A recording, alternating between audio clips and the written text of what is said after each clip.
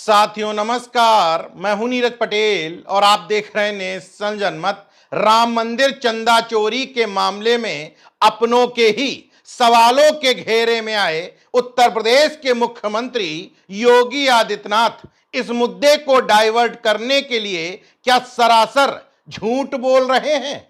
क्या 2003 की जिस घटना को लेकर के वो समाजवादी पार्टी को टारगेट करने की कोशिश कर रहे हैं, क्या 23 साल पहले ऐसी कोई घटना हुई ही नहीं थी? इस बात का पूरा जवाब विस्तार से दूं, लेकिन पहले दबदबा गुरु यानी कि बीजेपी के पूर्व सांसद और सीनियर लीडर ब्रजभूषण शरण सिंह का बयान जरूर सुन लीजिए। उन्होंने साफ शब्दों में कहा है कि योगी आदित्यनाथ जिस हनुमानगढ़ी मंदिर की सीढ़ियों पर नमाज पढ़ने की बात कह रहे हैं, वो घटना अयोध्या में हुई ही नहीं थी।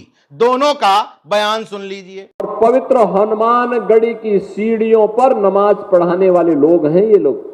हनुमानगढ़ी की सीढ़ियों पर इन्हीं पापियों ने नमाज पढ़वाने का काम किया था। नहीं, कभी नमाज नहीं पढ़ी, कभी नमाज नहीं वहां पर पढ़ी गई थी।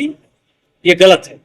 देखिए, मैं किसी के बयान पर टिप्पणी नहीं करना चाहता, लेकिन नमाज हनुमानगढ़ी पर नमाज पढ़ी गई ये बात गलत है। लेकिन जो लोग नमाज की बात उठाते हैं पढ़ी गई, तो उनको मालूम होना चाहिए कि इस हनुमानगढ़ी का निर्माण एक मुसलमान ने ही कराया था। आज भी पत्थर लगा हुआ है, उसने कराया था। केवल बीजेपी के लीडर ही नहीं, बल्कि हिंदू धर्म के धर्मगुरु शंकराचार्य अभिमुक्तेश्वरानंद सरस्वती अयोध्या पहुंच करके मुख्यमंत्री योगी आदित्यनाथ को झूठा बताते हुए मंदिर चंदा चोरी के मामले में बिफर पड़ते हैं। उनका भी बयान सुन लीजिए। झूठ बोलते हो। कहा हनुमानगढ़ी की सीढ़ी में कब नमाज हुई? सिद्ध करके दिखाओ, नहीं तो गद्दी छोड़ो झूठ बोलने के लिए।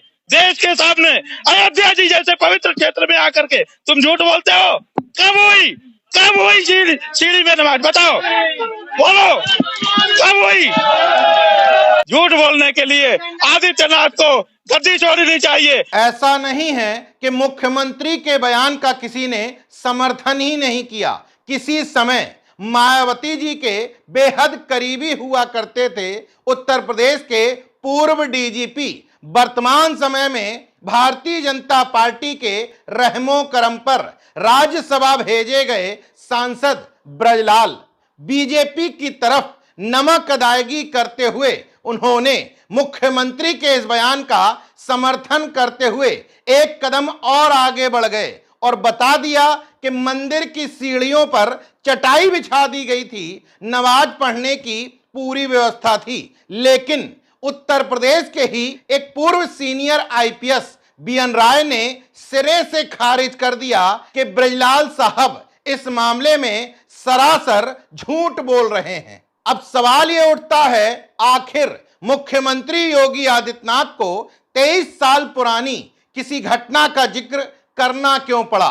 दरअसल राम मंदिर चोरी के मामले में उनके ही अपने कथावाचक, जो कभी बीजेपी के स्टार प्रचारक हुआ करते थे, उनके ही अपने पंडे पुजारी, साधु सन्यासी और तमाम महंत, यहां तक कि अंधभक्त भी खिलाफ उतर गए हैं। किसी को मलाल है कि हमें इस चंदे में हिस्सा क्यों नहीं मिला। किसी को मलाल है कि जहां एक जाति विशेष के धर्मगुरुओं का कब्जा होना चाहिए था, वहां आईएएस और तमाम अन्य लोग ट्रस्ट की शक्ल में घुसा दिए गए। बहरहाल हकीकत यही है, राम मंदिर के मामले में बीजेपी बुरी तरीके से फंस चुकी है।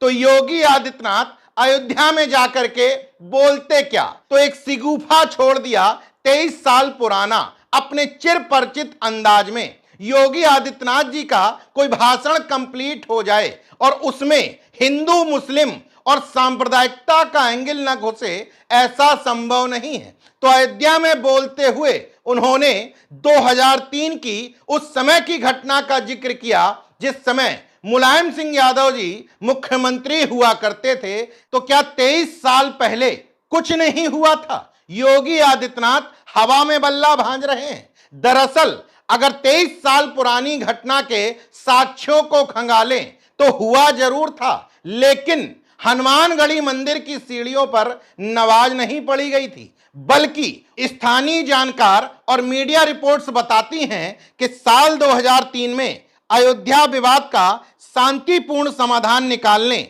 और हिंदू मुस्लिम संवाद को बढ़ावा देने की पहल के तहत हनुमानगढ़ी स्थित महंत ज्ञानदास के आश्रम में रोजा इफ्तार का आयोजन किया गया था। इस रोजा इफ्तार में मुस्लिम पक्ष से बाबरी मस्जिद के मुद्दई हाशिम अंसारी और मुस्लिम नेता सादिक अली और बाबू टेलर समेत कई मुस्लिम प्रतिनिधि शामिल हुए थे।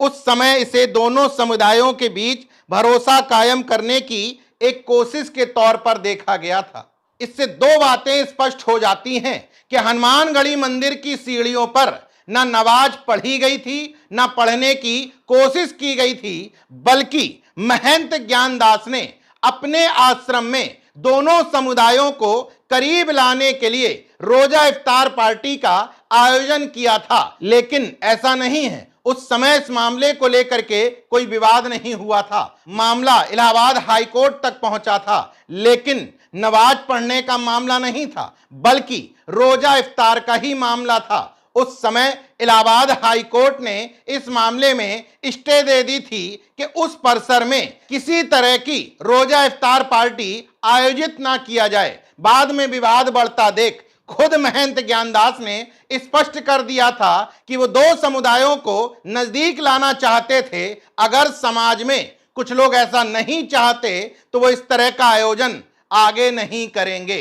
मतलब इस पूरे मामले में तत्कालीन मुलायम सिंह यादव सरकार का कोई लेना देना नहीं था, लेकिन चंदा चोरी के सवालों और उसमें हो रही लचर कार्रवाई के सवालों से बचने के लिए मुख्यमंत्री योगी आदित्यनाथ ने मुद्दा दूसरी तरफ डाइवर्ट कर दिया। लेकिन दबदबा गुरु के इस बयान के बाद काफी हद तक मुख्यमंत्री के इस बयान की पोल खोल चुकी है। लेकिन सोशल मीडिया के एजेंडा सेटर्स को इस बात से कोई मतलब नहीं है कि सच बोला जा रहा है या गलत। बीजेपी के शिखर पुरुषों की यही खासियत है, किसी मुद्दे को डाइवर्ट करने के लिए अपने मुंह से गलत बयानी कर लो। अंधभक्त और सोशल मीडिया ट्रोलर्स उस मुद्दे को लेकर के इतनी हवा देंगे कि वास्तविक मुद्दा उसमें छुप जाएगा। लेकिन नेशनल जनमत उन लोगों से अपील करता है जिन्होंने